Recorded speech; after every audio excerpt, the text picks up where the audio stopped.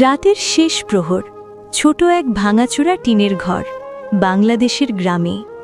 ঘরের কোণে বসে আছেন একজন মা, বয়স 50-এর বেশি, মুখে কষ্টের দাগ, চোখে অনেক দিনের ক্লান্তি। তিনি ধীরে ধীরে ছেলের নাম ধরে ডাকেন, ও বাবা জয়নাল, একটু পানি দিবি? মা বুঝতে পারেন না ছেলের বউ রুনা রান্নাঘরে কত কষ্ট করে চলছে। বউও দিনভর কাজ করে, শরীর ক্লান্ত। তারপরও মাকে কষ্ট দিতে তার মন চায় না।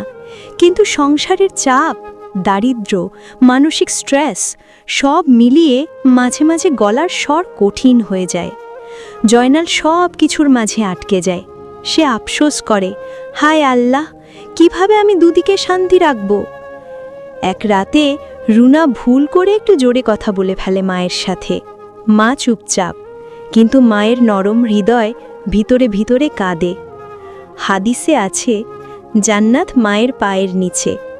আর বউ সম্পর্কে আছে, যে তার স্ত্রীকে ভালোবাসে, সম্মান করে, আল্লাহ তার রিজিক বৃদ্ধি করেন।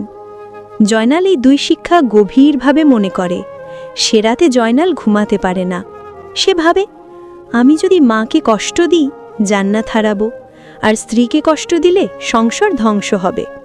ফজরের আগে জয়নাল উঠে যায়, রুনাকেও ডেকে বলে, চলো আমরা মাকে সম্মান দিয়ে চলি। আমাদের রিজিক কম, কিন্তু রহমত যেন কমে না। রুনা চুপচাপ মাথা নিচু করে, তার চোখে পানি। সে ধীরে বলে, আমি ভুল করেছি, মাকে কষ্ট দেওয়ার জন্য আল্লাহ আমাকে ক্ষমা করুক। আমি আর কখনো রাগ করে কথা বলবো না।